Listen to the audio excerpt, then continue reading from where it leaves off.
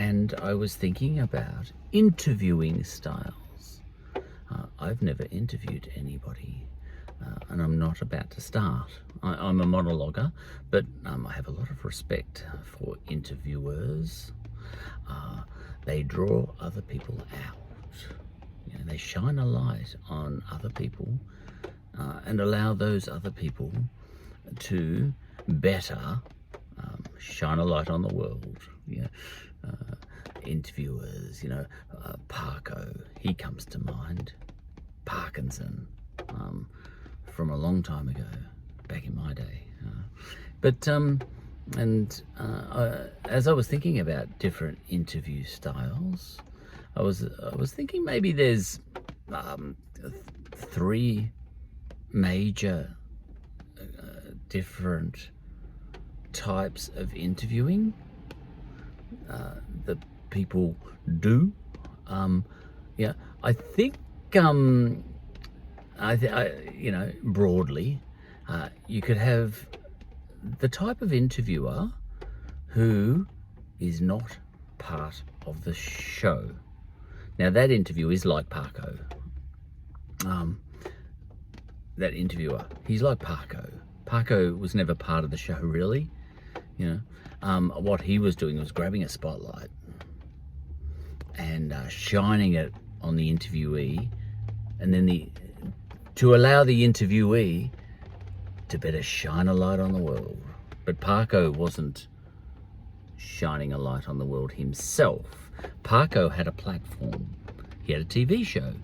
So he had a lot of viewers. He already had those guys, And by shining a light on this guy, he's probably going to get more viewers, but not because he's shining a light on the world. He's shining a light on other people, and those people are shining a light on the world. So if Parko didn't exist, these people he is interviewing would not be shining so brightly, because he's good at making those people shine more brightly than they would otherwise, because he's got a spotlight. Okay, so that's one type of interviewer, I think. Now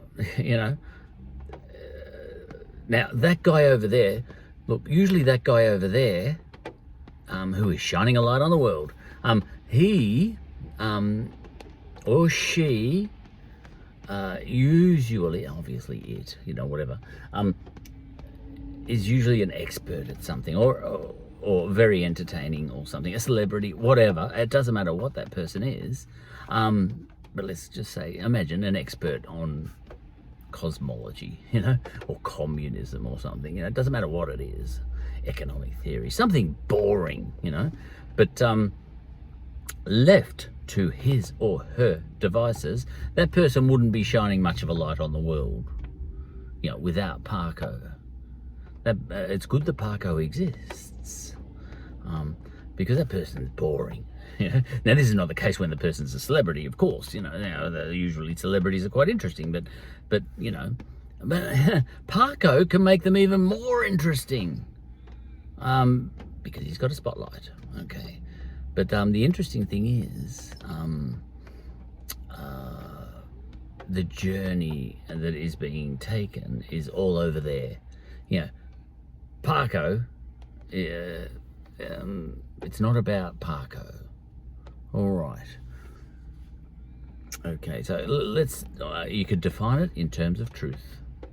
This person over here has a truth, his truth. You could put it that way. That's a very modern sort of way to put things, Tell me your truth. What? People often encourage people, speak your truth to the world, as if it's necessarily a good thing. But it's not necessarily a good thing, because some people's truths are terrible. People say, oh, she's so brave. She's willing to speak her truth to the world. He's so brave, Please speak your truth, to which I would say, in many cases, please don't do anything. Please, could you be Parko and don't speak your truth? Interview someone who's got a better one. Grab a spotlight and put a spotlight on that person. Get that person to speak her truth or his truth, that guy over there, that's that. But that's only for idiots, That's what you'd want if, if it was someone like me, because I'm an idiot. So what you would want me to do is, if I was interviewing that guy over there, you would say, now, Damien, Charlie, sorry, I forgot my name's Charlie in all of this. Charlie, don't even try. Look, you got a lovely spotlight. You're a funny guy, he's boring, but please, don't try and learn from that guy. We don't need you to be the priest in this equation, interpreting him for us. See, that's what they'd say to me, They'd say, listen, a lot of interviewers who are brighter than you, they will be interviewing that guy over there. That guy's boring, so they will be learning from that guy and then shining a light on the world, but he's not shining the light.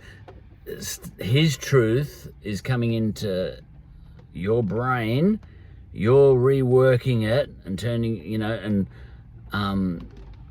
and combining it with what you already know, and you're forming a truth based on his truth, and that truth is going out to the world, Don't do that, Damien. Charlie. Don't do that, because you're an idiot, What we want you to do is just shine a light over there, and we only want his truth. We don't want your truth, Yeah, sure, you might be developing your own truth based on his truth, because that's what we all do. We all have, each one of us in the whole planet, 7 billion people, we each have our own truth, which is slightly different from anyone else's truth. Okay, but we don't want to know your truth, Charlie. We don't want to know your truth. Shine a light on that guy, and that guy shine a light on the world. Right, so that's one type of thing, and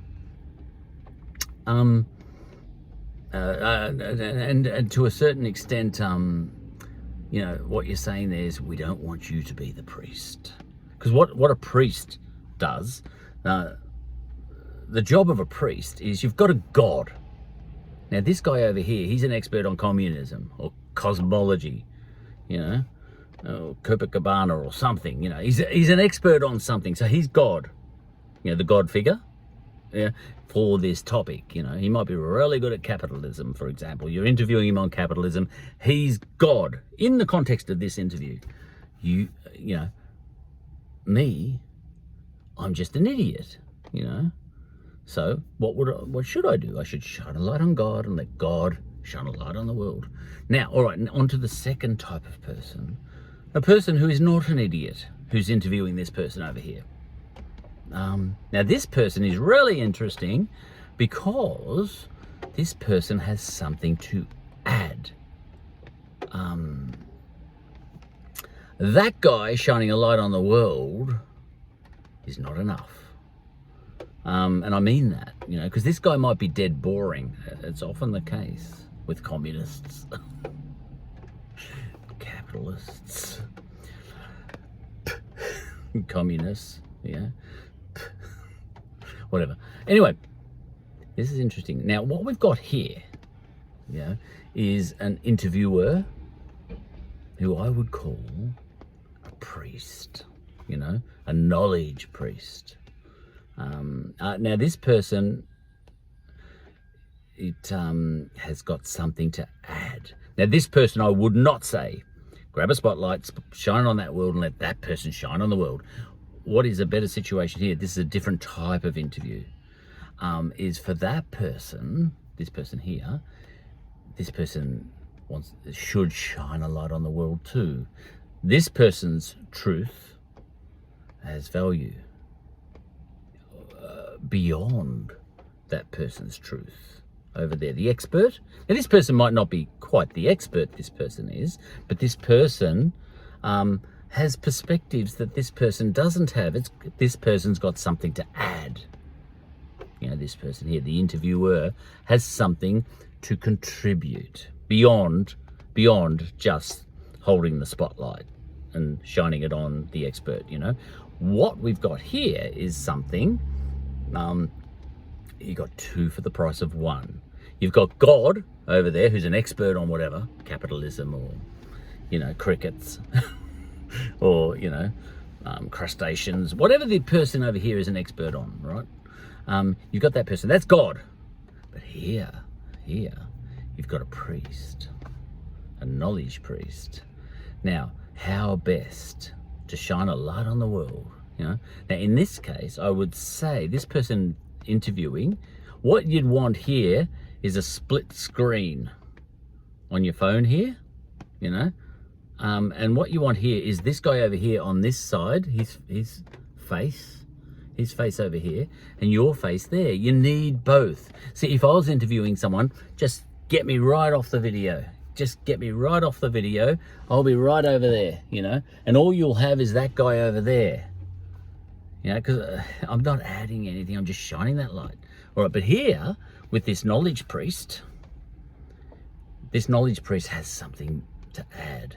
And what you're doing here, you have that person here, and that person here, the interviewer and the interviewee, and a split screen. So one person and the other person. All right, and what's happening there is the priest is talking to God, and together they're shining a light on the world. So this guy is still talking. You know, it's a God who talks. We don't often have that. But a God who talks, you know, and also the priest who talks. Now, this is a different interviewing style, and I think it's a good one, you know, as long as it's not me doing the interviewing, you know, as long as it's not an idiot. Okay, in this case, this person's talking to God, you know, the priest is talking to God. God, what do you think of communism, you know? What do you think of capitalism? And this person's even playing devil's advocate on God, you know. This is like Jesus in the desert for 40 days. You know, the priests have to, you know, they're allowed to doubt and play devil's advocate to God and all that sort of stuff, and say, you know, oh God, what the hell do you mean? You know, because Jesus said that even in the Garden of Gethsemane. So that's fine. You're allowed to do that. Oh God, you know, this time you gave me a mountain. You know, a mountain. You know, Elvis. So this person, you know, is doing all that, and what's happening there is God is shining a light on the world as God speaks, and this person too is shining a light on the world. You got two, you know, you've got someone in between interpreting, but also combining that truth. You've got two truths for the price of one. That person, God's truth, and the priest's take on that truth, which really is an extra truth. Two truths for the price of one. Okay, now I imagine, I haven't thought this one through, but I imagine there's a third type of interview, which I think would be very attractive to some priests, knowledge priests included. I'm used to the one where there's a split screen, where both the interviewer and the interviewee, I'm getting something from both of them, you know. And I'm also interested in that first, I'm also used to that first one, the Parkinson sort of situation, where Parkinson is not about him. We're not watching his journey. You know, as this person's talking about communism, the expert, we're not watching Parko go on a journey of discovery himself, you know. We're not trying to find that fascinating. Parko might go home that night and not have learned anything about communism from that guy over there, but it hasn't damaged the interview at all. It doesn't matter whether Parkinson has learned anything from this guy, incorporated, mixed it up with his own ideas or anything like that. No, this guy, it's only about that guy. In the second case, it does matter. But it's a bit about God and it's a bit about the priest. In the third case, which I haven't even thought through, it'd be mostly about this guy here. So this person almost becomes God. The interviewer becomes God. And I think in this case, the interviewer is kind of an influencer, as they call it. I think I've seen people like that.